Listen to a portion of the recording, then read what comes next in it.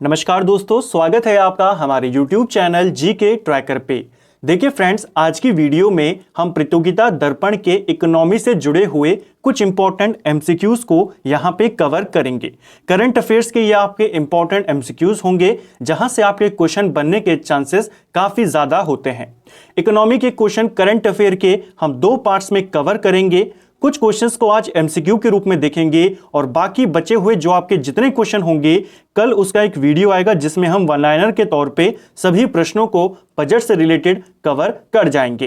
तो चलिए दोस्तों, आज की क्लास को शुरू करते हैं। अगर आपने इससे पहला वाला पार्ट नहीं देखा, आप उसे प्लेलिस्ट में जाके देख सकते हैं। पहला क्वेश्चन है हमारा, आर्थिक विकास कब समावेशी होता है? तो देखिए, आर्थिक विकास समावेशी होता है जब वह रोजगार सृजित करता है। ऑप्शन ए हमारा सही आंसर होगा। इसको आपने याद करना है, पूछा जा सकता है। दूसरा प्रश्न है हमारा, निम्नलिखित कथनों पर विचार कीजिए। तो चलिए स्टेटमेंट्स को यहां पर पढ़ते हैं। वर्ष 2022 में मौद्रिक शक्ति के साथ भारतीय रुपया सहित कई मुद्राओं के मुकाबले अमेरिकी डॉलर के मूल्य में वृद्धि हुई। तो ये यहां पर सही स्टेटमेंट है। 2022 में डॉलर काफी ज्यादा मजबूत हुआ, इंडियन रुपये के मुकाबले भी और सारी करेंसीज के मुकाबले में। ठीक है, वर्ष 2022 में भारतीय रुपया दुनिया भर में सबसे अच्छा प्रदर्शन करने वाली मुद्राओं में से एक रहा। तो ये वाला स्टेटमेंट भी आपका सही है।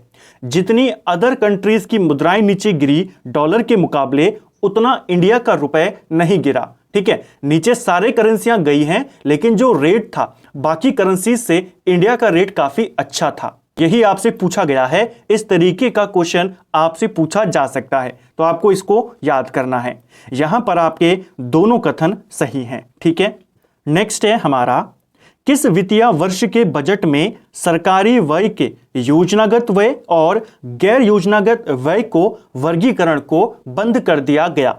तो देखिए, जो सरकारी खर्चा होता है उसमें जो प्लान्ड खर्चा था और जो अनप्लान्ड खर्चा था, पहले इन दोनों को अलग अलग वर्गों में रखा जाता था, लेकिन किस वर्ष के बजट में इन दोनों का वर्गीकरण बंद कर दिया गया? यह वर्ष था आपका 2017-18 का जो आपका बजट था। ऑप्शन सी हमारा सही उत्तर हो जाएगा। ठीक है, इसी वर्ष के बाद से, इसी बजट के बाद से जो योजनागत खर्चा और गैर योजनागत खर्चा था उनका वर्गीकरण बंद कर दिया गया। ठीक है, नेक्स्ट है हमारा, संयुक्त राष्ट्र बहुआयामी गरीबी सूचकांक के अनुसार 2005 से 2006 और 2019 से 2021 के बीच में भारत के कितने लोग गरीबी रेखा से बाहर आए हैं?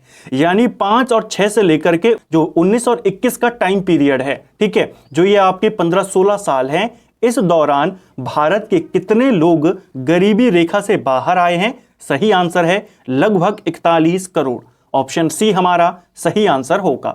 जो रेंज है आपकी वो 2005-6 से शुरू होती है और 2019-21 के बीच का पूछा गया है। इस दौरान कितने लोग आए बाहर? आपको नंबर याद करना है, लगभग 41 करोड़। ठीक है, नेक्स्ट है हमारा, आर्थिक समीक्षा 2022-23 में बिग टेंट शब्द का प्रयोग निम्नलिखित में से किसके लिए किया गया था? तो देखिए, जो बिग टेंट शब्द आया था इसका इस्तेमाल किसके लिए किया गया? सामाजिक अवसंरचना और रोजगार के लिए बिग टेंट का इस्तेमाल किया गया। यह क्वेश्चन ऐसा नहीं है कि आपसे एग्जैक्ट ऐसा ही पूछा जाएगा, कभी कभी पूछ लेता है। जैसे पिछले महीने पूछा था आपसे हो सकता है पेपर में पूछ ले कि बजट में जो बिग टेंट आया इसका अर्थ किससे है या किसके लिए इसका इस्तेमाल किया गया है? तो सामाजिक अवसंरचना यानी कि जो सोशल इंफ्रास्ट्रक्चर है उसके लेकर के और रोजगार को लेकर के इसके लिए एक शब्द आया बिग टेंट। इसको याद करना है। ठीक है, नेक्स्ट है हमारा, संयुक्त राष्ट्र विकास कार्यक्रम द्वारा अक्टूबर 2022 में जारी बहुआयामी निर्धनता रिपोर्ट के संदर्भ में निम्नलिखित में से कौन सा कथन सही है? तो एक रिपोर्ट आई है संयुक्त राष्ट्र विकास कार्यक्रम की जो अक्टूबर 2022 में शुरू हुई थी, बहुआयामी निर्धनता रिपोर्ट, जिसको लेकर के हमने क्वेश्चन ऊपर देखा। इसको लेकर के दो बातें यहां पर बताई गई हैं। चलिए इनको देखते हैं। पहला, भारत की लगभग 16.4% जनसंख्या बहुआयामी रूप से निर्धन है। तो ये स्टेटमेंट यहां पर सही है। आपसे डायरेक्ट क्वेश्चन बन जाएगा, इस रिपोर्ट के आधार पर भारत में कितनी प्रतिशत जनसंख्या निर्धन है? आप बताएंगे लगभग 16.5%। नंबर में बात करेंगे 228 मिलियन के करीब है। दूसरा, इसके अतिरिक्त भारत के 18.5%, 18.7% लोग को बहुआयामी निर्धनता से आघात योग्य के रूप में वर्गीकृत किया गया है। यानी लगभग 18.5% लोग हैं जो उस निर्धनता में जाने वाले या उससे प्रभावित हो रहे हैं, इनको भी क्लासिफाई किया गया है। तो दोनों नंबर को आपने याद करना है, ठीक है। आपको सिर्फ ये वाला नंबर याद करना है, इसके चांसेस पूछे जाने के ज्यादा हैं। यहां पर भी आपके दोनों स्टेटमेंट सही हैं। नेक्स्ट है हमारा, निम्नलिखित में से किसे योजना के तहत आय पैदा करने वाली गतिविधियों के लिए आसान शर्तों पर ऋण प्रदान किया जाता है? तो इजी लोन किस योजना के तहत दिया जाता है आपने बताना है। मुद्रा लोन की यहां पर बात हो रही है। आप जानते हैं मुद्रा लोन के तहत अपना कारोबार करने के लिए, अपना कोई काम शुरू करने के लिए इजी लोन यहां पर दिया जाता है। तो राइट आंसर हो जाएगा प्रधानमंत्री मुद्रा योजना। प्रधानमंत्री मुद्रा योजना काफी पुरानी योजना है। 8 अप्रैल 2015 को इसे शुरू किया गया था, लेकिन एक काफी इंपॉर्टेंट योजना है, ठीक है, प्रधानमंत्री मुद्रा योजना। नेक्स्ट है, पूरी तरह से जैविक खेती अपनाने वाला दुनिया का पहला राज्य कौन सा बना है? तो देखिए, भारत का पहला जैविक राज्य भी कौन है? सिक्किम है। और पूरी तरीके से जैविक कृषि को अपनाने वाला भी दुनिया का पहला राज्य कौन बना है? सिक्किम बना है। इसको याद करना है, ठीक है। नेक्स्ट है हमारा, निम्नलिखित में से कौन सी केंद्रीय बजट 2023-24 की प्राथमिकता है? तो जो बजट आपका आया है, फरवरी में आया है 2023 में, इसमें क्या प्राथमिकताएं यहां पर बताई गई सरकार के द्वारा, वित्त मंत्री के द्वारा? तो देखिए, समावेशी विकास के बारे में यहां पर बताया गया है, ठीक है, ऊपर हमने देखा इसका मतलब क्या है। दूसरा, अंतिम छोर एवं व्यक्ति तक पहुंचने का यहां पर प्राथमिकता है। और तीसरा, अवसंरचना एवं निवेश, यानी कि जो इंफ्रास्ट्रक्चर है उसको बनाना और निवेश लेकर आना, ये 3 यहां पर मेन प्राथमिकता है।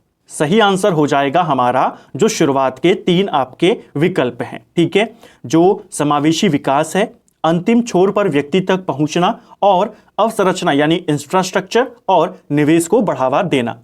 इसके अलावा हरित विकास को लेकर के जो स्किल लोग हैं उनको सामने लाना, युवा शक्ति का अच्छे से इस्तेमाल करना, ये सारी प्राथमिकताएं हैं जो बजट आया है इस साल का, इसकी इनको आपने टिक नहीं करना है, ठीक है, केवल 3 यहां पर ये आंसर होंगे।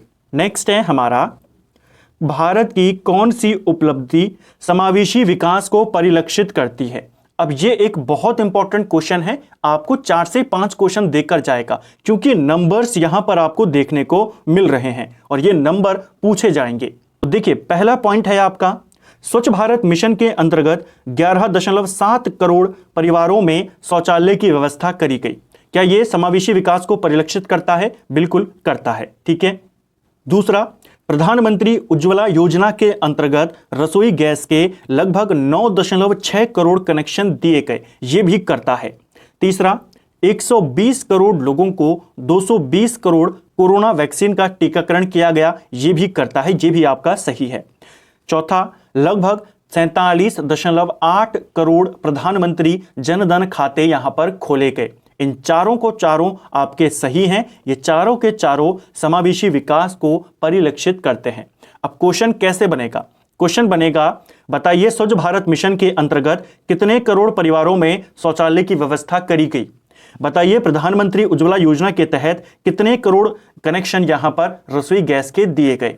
बताइए 120 करोड़ लोगों को कितनी कोरोना वैक्सीन यहां पर लगाई गई, या फिर कितने प्रधानमंत्री जनधन खाते खोले गए? इन नंबर्स को आपने याद करना है, ठीक है। इसके अलावा 1-2 नंबर और हैं जो पूछे जा सकते हैं। पहला है आपका 44.6 करोड़ और दूसरा है आपका 2.2 लाख करोड़। इन दोनों को भी याद करेंगे। अब क्या है, इनको समझते हैं। देखिए, जो बीमा कवर है, 2 योजनाएं चली है, प्रधानमंत्री सुरक्षा बीमा योजना और पीएम जीवन ज्योति योजना, ठीक है। इन 2 योजना के अंतर्गत लगभग 44.6 करोड़ लोगों का बीमा कवर किया गया, तो इसको आपने याद करना है, पूछा जाएगा। और दूसरा, जो एक काफी इंपॉर्टेंट योजना है 2019 में जिसे शुरू किया गया था, प्रधानमंत्री किसान सम्मान निधि योजना। इस योजना के तहत 11.4 करोड़ किसानों को लगभग 2.2 लाख करोड़ रुपए उनके खाते में डाले गए। इसको भी आपने याद करना है। तो कुछ इंपॉर्टेंट नंबर्स हैं सरकार को लेकर के, बजट्स को लेकर के, डाटा को लेकर के, और ऐसे ही डाटा आपसे पूछा जाएगा। किसान सम्मान निधि के तहत कितने किसानों को दिया गया, आप बताएंगे लगभग 11.5 करोड़ के करीब। ठीक है, इस तरीके से रुपए में पूछेगा तो 2.2 लाख करोड़। वर्ष 2023-24 के अंतर्गत केंद्रीय बजट में निम्नलिखित में से कौन सी योजना प्रारंभ किए जाने की घोषणा की गई है। देखिए 2023-24 का जो बजट आया, इसमें कुछ इंपॉर्टेंट योजनाओं को घोषित किया गया। कौन कौन सी योजना है? प्रधानमंत्री विश्वकर्मा कौशल सम्मान, इसको शुरू किया गया है। आत्मनिर्भर बागवानी स्वच्छ पौध कार्यक्रम, इसकी घोषणा करी गई है, इसकी भी घोषणा है। स्किल सेल अनीमिया उन्मूलन मिशन, इसकी भी घोषणा करी गई है। बच्चों और किशोरों के लिए राष्ट्रीय डिजिटल पुस्तकालय, इन चारों योजनाओं की घोषणा बजट में करी गई है। इनको आपने याद करना है। ठीक है, आपको एग्जाम में इनमें से किसी एक का नाम दे देगा और बोलेगा इनमें से कौन सी बजट में थी या बजट में नहीं थी। ठीक है, नेक्स्ट है हमारा, श्री अन्न के संदर्भ में निम्नलिखित में से कौन सा कथन सही नहीं है। अब ये देखिए काफी अच्छा क्वेश्चन है। श्री अन्न, श्री अन्न होता क्या है पहले आपको वो पता होना चाहिए, तो ही आपको क्वेश्चन समझ में आएगा। देखिए जो मोटा अनाज है, मोटा अनाज को ही भारत में यहां पर अब श्री अन्न कर कर इसका नाम लिया जा रहा है, या मोटे अनाज को ही श्री अन्न नाम बोला जा रहा है। बजट में इसके लिए श्री अन्न शब्द का ही इस्तेमाल किया गया है। ठीक है, तो श्री अन्न यानी कि मोटा अनाज। अब इसको लेकर के क्या क्या बातें हैं, चलिए उनको देखते हैं। पहला, श्री अन्न का उल्लेख 2023-24 के केंद्रीय बजट में है, बिल्कुल सही है। और एक और चीज हमने लास्ट वीडियो में भी देखी थी, 2023 को संयुक्त राष्ट्र ने क्या घोषित किया है, अंतरराष्ट्रीय मोटा अनाज वर्ष। ठीक है, तो श्री अन्न का उल्लेख, मोटे अनाज का उल्लेख 24 के बजट में है, 23-24 के बिल्कुल है। ज्वार, रागी, बाजरा, कुट्टू, रामदाना, कंगनी, कुटकी, ये सब आपके क्या हैं, इन सब को श्री अन्न का नाम दिया गया है। और ये सब क्या हैं आपके, ये सब आपके मोटा अनाज है। तो मोटा अनाज को ही श्री अन्न नाम दिया गया है, इसको याद करेंगे। ठीक है, श्री अन्न एक विशेष प्रकार का धान है जो पश्चिम बंगाल में उगाया जाता है। तो ये वाला गलत हो जाएगा, क्योंकि हमने बोला श्री अन्न कोई किसी विशेष फसल की किस्म नहीं है, मोटे अनाज को श्री अन्न के रूप में यहां पर बोला गया है। ठीक है, तो ये आपका गलत हो जाएगा। चौथा और सबसे इंपॉर्टेंट बिंदु, भारत विश्व में श्री अन्न का सबसे बड़ा उत्पादक है और दूसरा सबसे बड़ा निर्यातक है। अब सीधा क्वेश्चन बन जाएगा सिर्फ इसको लेकर के कि भारत मोटे अनाज का विश्व में कौन से स्थान पर है, उत्पादन में और निर्यातक में। तो उत्पादन में भारत पहले नंबर पर है, निर्यात में भारत दूसरे नंबर पर है। इसको आपने याद करना है, श्री अन्न यानी मोटा अनाज, इसको ध्यान रखेंगे, पूछा जा सकता है। नेक्स्ट है हमारा, भारत में स्वास्थ्य सुविधाओं के संदर्भ में निम्नलिखित कथनों पर विचार कीजिए। तो चलिए विचार करते हैं। पहला स्टेटमेंट दिया है, कुल स्वास्थ्य व्यय में सरकारी स्वास्थ्य व्यय का हिस्सा 2014 में 28.6% से बढ़कर 2019 में 40.6% हो गया। तो ये आपका बिल्कुल सही है। यानी 2014 में स्वास्थ्य के ऊपर जितना खर्चा किया जा रहा था उसमें सरकार का हिस्सा लगभग 28.5% था। 2019 में यह आपके 40.5% पहुंच गया। एक तो आपने इसको याद करना है। दूसरा, वित्त वर्ष 2014 में कुल स्वास्थ्य व्यय के 64.2% से वित्त वर्ष में 48.2% के रूप में आउट ऑफ पॉकेट व्यय में सहवर्ती गिरावट आई है। यानी जो यह आपका आउट ऑफ पॉकेट व्यय था, ये 2014 में आपका 64% था, 2019 में 48% हो गया। तो ये नीचे गिरा है, लेकिन सरकारी स्वास्थ्य व्यय आपका ऊपर बढ़ा है। दोनों नंबर आपने याद करने हैं, पूछा जा सकते हैं। ठीक है, जो बजट को लेकर के, इकोनॉमी को लेकर के, इंडिया को लेकर के अलग अलग जो रिपोर्ट्स हैं उनको लेकर के जो आपके इंपॉर्टेंट क्वेश्चन हैं इकोनॉमी से, अर्थशास्त्र से, अर्थव्यवस्था से, बजट को लेकर के, उन सबको वन लाइनर के रूप में और विभिन्न प्रश्नों को, चाहे वो आपके राष्ट्रीय करंट अफेयर्स को हो, चाहे आपके खेल को लेकर के हो, इंपॉर्टेंट नियुक्तियों को लेकर के हो, उन सब का कोशिश करेंगे एक छोटा सा मास्टर वीडियो बनाकर सबको वन लाइनर के रूप में हम कल के वीडियो में कवर कर जाएं आपके एग्जाम से पहले। तो उसके लिए आपका वीडियो कल आएगा शाम को 6 से 6:30 के बीच में। तो चलिए अब आगे चलते हैं, यहां पर भी आपके दोनों कथन सही हैं। नेक्स्ट है 2023-24 के केंद्रीय बजट में निम्नलिखित में से किस फसल की उत्पादकता में वृद्धि करने के लिए विशेष उपाय अपनाए जाने की बात कही गई है।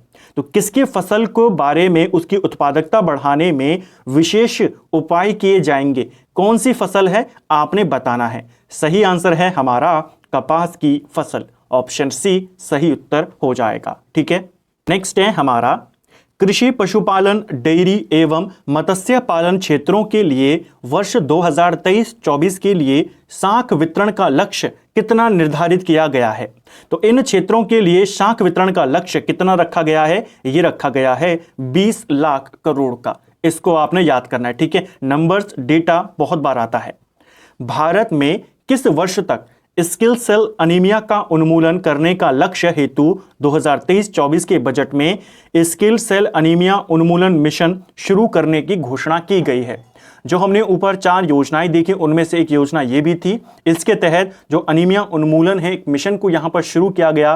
किस वर्ष तक इसमें सफलता हासिल की जाएगी, वर्ष है आपका 2047, ऑप्शन डी सही उत्तर हो जाएगा। ठीक है, नेक्स्ट है हमारा राष्ट्रीय डिजिटल पुस्तकालय की स्थापना मुख्य रूप से किस वर्ग के लिए की जा रही है। तो ये भी एक अच्छा क्वेश्चन है, बजट में इसको लेकर के भी बात करी गई थी।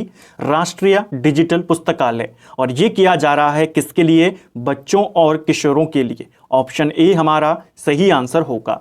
बाकी के ऑप्शन भी देखिए आपके उसी क्रम में हैं कि उच्च शिक्षा में जो पढ़ रहे हैं युवा उनके लिए, जो व्यावसायिक पाठ्यक्रम में पढ़ रहे हैं उनके लिए नहीं, किसके लिए है, सभी बच्चों के लिए और सभी किशोरों के लिए। ठीक है, नेक्स्ट है हमारा वर्ष 2023-24 के बजट में घोषित पीवीजीटी विकास मिशन किस वर्ग के स्वांगीकरण विकास हेतु लक्षित है।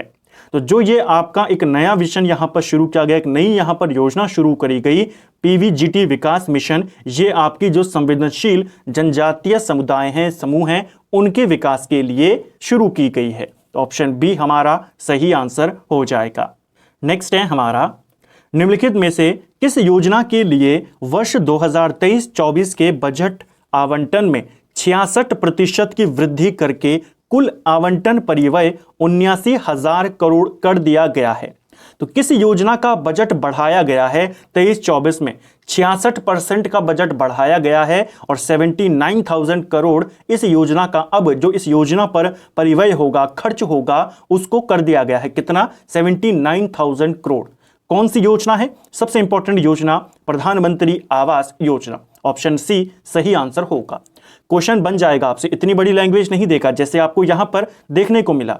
सिंपल क्वेश्चन बनेगा, प्रधानमंत्री आवास योजना के लिए 2023-24 के बजट में कितना खर्च रखा गया है या कितना उसका बजट रखा गया है, आप बताएंगे 79,000 करोड़। ठीक है, नेक्स्ट है हमारा भारत साझा पुरालेख निधान भारत श्री का उद्देश्य क्या है। तो एक और नई योजना भारत श्री के नाम से, जिसे हम पूरा अगर हम बात करें तो भारत साझा पुरालेख निधान, और ये किससे संबंधित है, इसका उद्देश्य क्या है। तो जो प्राचीन पुरालेख हैं उनका डिजिटलीकरण करना, ये इसका उद्देश्य है, इसको भी याद करेंगे। ठीक है, नेक्स्ट है हमारा वर्ष 23-24 के संघीय बजट में जेल में बंद कतिपय संवर्ग के कैदियों को वित्तीय सहायता प्रदान करने के लिए किया जाने का उल्लेख है। ये सहायता किस वर्ग के कैदियों को मिलेगी। तो 2023-24 के बजट में सरकार के द्वारा कैदियों को भी कुछ मदद, वित्तीय सहायता प्रदान करने की बात कही गई है, लेकिन किन कैदियों को यह बात कही गई है, किन कैदियों के बारे में यह बात कही गई है। ऐसे कैदी, ऐसे निर्धन कैदी को जो अदालत के द्वारा आरोपित जुर्माना या जमानत राशि की व्यवस्था करने में असमर्थ हैं। ये बात सुप्रीम कोर्ट ने भी कही थी कि जो कैदी या जो आरोपी जिनके ऊपर जुर्माना लगाया जाता है जमानत के लिए या उनके ऊपर जो दंड लगाया जाता है, वो उस पैसे को अगर चुकाने में सक्षम नहीं है, सरकार को मदद करनी चाहिए। तो बजट में सरकार ने इसकी व्यवस्था करी। ऐसे निर्धन कैदियों को जो अदालत के द्वारा जिन पर जो जुर्माना लगाया जाएगा, उनकी मदद यहां पर करी जाएगी, वित्तीय सहायता। इसको आपने याद करना है, ठीक है। नॉर्मल ऐसे कैदी जो अपनी सजा काट चुके हैं लेकिन जुर्माना ना देने के कारण वो अभी बाहर नहीं आ पा रहे, तो इनकी मदद के लिए प्रावधान किया गया है, ठीक है। नेक्स्ट है हमारा वर्ष 23-24 के संघीय बजट में पूंजीगत निवेश परिव्यय के बारे में की गई घोषणा के संदर्भ में निम्नलिखित में से कौन सा तथ्य सही है। तो चलिए अब देखते हैं इनमें से कौन सा स्टेटमेंट सही है। पूंजीगत निवेश परिव्यय यानी कि जो आपका पूंजीगत निवेश खर्चा है उसके बारे में। चलिए, परिव्यय में लगातार तीसरे वर्ष 33% की तीव्र वृद्धि करके इसे 10 लाख करोड़ किया गया है। तो ये भी बिल्कुल सही है। पूंजीगत निवेश जो खर्च है कितना हो गया है, 10 लाख करोड़ का। कितना प्रतिशत बढ़ा है, 33%। वर्ष 2023-24 का पूंजीगत निवेश परिव्यय आवंटन जीडीपी का 3.3% यहां पर पॉइंट होगा, ठीक है। तो 3.3% है ये जीडीपी का। जो ये 10 लाख करोड़ कर दिया गया है इसके बजट को, ये हमारी पूरी जीडीपी का कितना प्रतिशत है, लगभग 3.3%। 23-24 का परिव्यय 2019-20 के परिव्यय से लगभग 3 गुना अधिक है। तो ये भी आपका बिल्कुल सही है। तो तीनों कथन आपके सही हैं। नेक्स्ट है हमारा, इन पर विचार करें कौन सा कथन यहां पर सही है। तो फिर से वैसा ही क्वेश्चन है, चलिए इसको देखते हैं। पहला स्टेटमेंट है, वर्ष 23-24 में केंद्र के प्रभावी पूंजीगत बजट का आकार 13.7 लाख करोड़ होगा। तो डायरेक्ट नंबर पूछा जाएगा, बताइए प्रभावी पूंजीगत बजट का आकार कितना है। आप बताएंगे लगभग 13.7 लाख करोड़, ठीक है। 23-24 में केंद्र का प्रभावी पूंजीगत बजट सकल घरेलू उत्पाद जीडीपी का कितना प्रतिशत है। जैसे हमने ऊपर देखा था, निवेश के लिए हमने ऊपर देखा था कितना था, 10 लाख करोड़, और जीडीपी का वो कितना था, लगभग आपके 3.3%। जो पूरा पूंजीगत बजट है वो आपका 13.7 लाख करोड़ है, और ये जीडीपी का इसे 4.5% करना। ये जीडीपी का कितना है, 4.5%। इसको आपने ध्यान रखना है, दोनों क्वेश्चन आपसे पेपर में जरूर बनेंगे। नेक्स्ट है, वर्ष 2023-24 में रेलवे के लिए पूंजीगत परिव्यय कितना है, यानी रेलवे के लिए कितना खर्चा है यहां पर 23-24 में अगर हम बात करें, सही आंसर हो जाएगा हमारा 2.40 लाख करोड़। ऑप्शन डी सही आंसर हो जाएगा, जो रेलवे का पूंजीगत परिव्यय है 23-24 के लिए, ठीक है। नेक्स्ट है, आयकर की नई प्रणाली में वेतनभोगी और पेंशन प्राप्तकर्ता आयकर दाताओं के लिए निम्नलिखित में से कौन सा सुधार किया गया है। तो जो पेंशन प्राप्तकर्ता हैं और जो सैलरी वाले हैं उनके लिए कुछ सुधार किए गए हैं। चलिए उनको यहां पर देखते हैं। पहला है, वेतनभोगियों को 50,000 की मानक कटौती अनुमान्य किया जाना, यानी वेतनभोगियों को जो टैक्स में छूट दी जाती है उसको डिसाइड कर दिया गया, कितना, 50,000 तक कर दिया गया है, ठीक है। दूसरा, पारिवारिक पेंशन प्राप्त करने वालों की 15,000 मानक कटौती अनुमान्य किया जाना। तो जो सैलरी वाले हैं उनके लिए 50,000, जो पारिवारिक पेंशन प्राप्त करते हैं उनके लिए 15,000 ये छूट दी गई है, ठीक है, जो उनको टैक्स पे छूट मिलती है। तो रकम यहां पर फिक्स करी गई है। तीसरा, 7 लाख तक की आय कर मुक्त होगी, यानी 7 लाख तक की इनकम के ऊपर अब टैक्स नहीं लगेगा। तो तीनों पॉइंट आपके सही हैं, तीनों बिंदु आपके यहां पर सही हैं, ठीक है। नेक्स्ट है हमारा, व्यक्तिगत आयकर पर अधिभार के संदर्भ में वर्ष 23-24 के बजट में घोषित निम्नलिखित प्रावधानों पर विचार करें। तो चलिए अब इनको यहां पर देखते हैं। 2 करोड़ से अधिक आय के लिए उच्चतम अधिभार कितना होगा, 25% होगा। यह आपका सही है, ठीक है। आयकर की प्रभावी अधिकतम दर लगभग 42.7 से कम होकर 39 रह जाएगी, यानी जो मैक्सिमम इनकम टैक्स लगता था पहले वो 42.7 तक चला जाता था, अब ये कितना होगा, 39% होगा, यानी लगभग 3.5% से ज्यादा कम हो गया।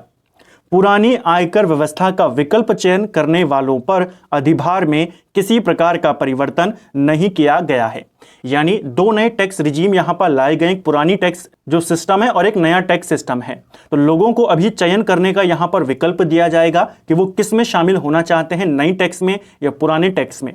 तो जो पुराने टैक्स में शामिल होगा उनको ये छूट नहीं दी जाएगी, उन पर मैक्सिमम कितना जाएगा, 42% तक जा सकता है, ठीक है। तो यही यहां पर आपसे पूछा गया है।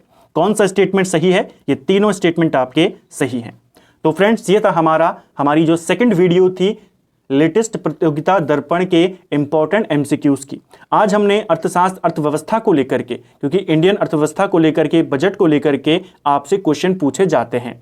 कल के वीडियो में, जो कल हमारा एक वीडियो आएगा, उसमें हम प्रतियोगिता दर्पण के जो इंपॉर्टेंट करंट अफेयर के वन लाइनर हैं, मिक्स वन लाइनर होंगे, जिसमें आपके सारे क्वेश्चंस होंगे, ना केवल इकोनॉमी के बल्कि A to Z सारे क्वेश्चंस को वहां पर हम वन लाइनर के तौर पर कवर कर जाएंगे, बिल्कुल टू द पॉइंट और शॉर्ट नोट्स के माध्यम से। वन लाइनर के करने से हम ज्यादा टॉपिक्स को एक साथ कवर कर सकते हैं। ये कुछ इंपॉर्टेंट एमसीक्यूज थे जिनको हमने इन 2 वीडियोस में कवर किया। उम्मीद करता हूं आपको आज का वीडियो पसंद आया होगा। अगर आपको ये वीडियो पसंद आई है तो वीडियो को लाइक करें। अगर आप चैनल पर पहली बार आए हैं, चैनल को सब्सक्राइब करें, अपने दोस्तों के साथ शेयर करें। वीडियो आपको कैसा लगा कमेंट बॉक्स में हमें ज़रूर बताएं। Thank you friends.